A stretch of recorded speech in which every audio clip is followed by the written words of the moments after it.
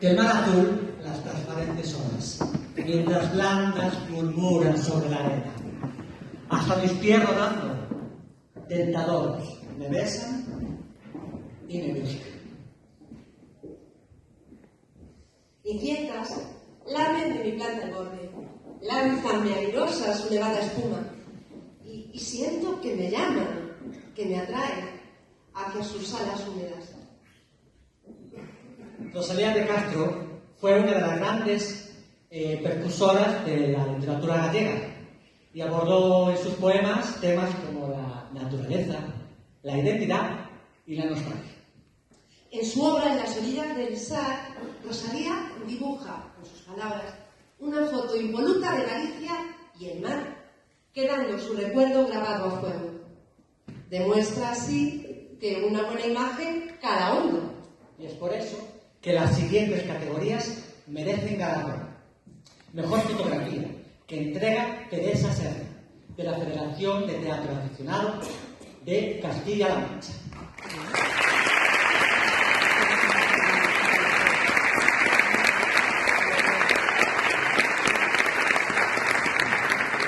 Y mejor cartel, que entrega Juan Bailane, de la Red Europea de Teatro Aficionado en Español.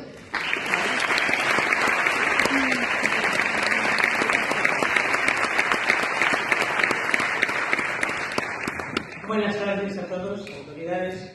Enhorabuena a los nominados.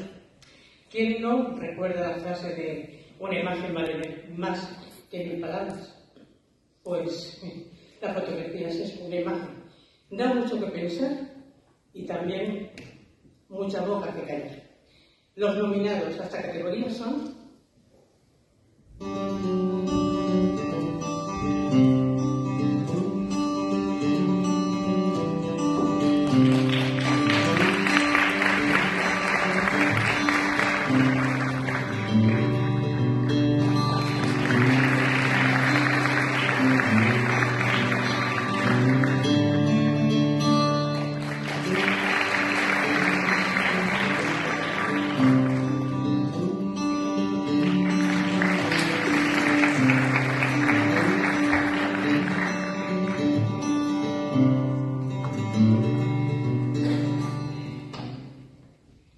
Y el viernes, la visita de Calverio.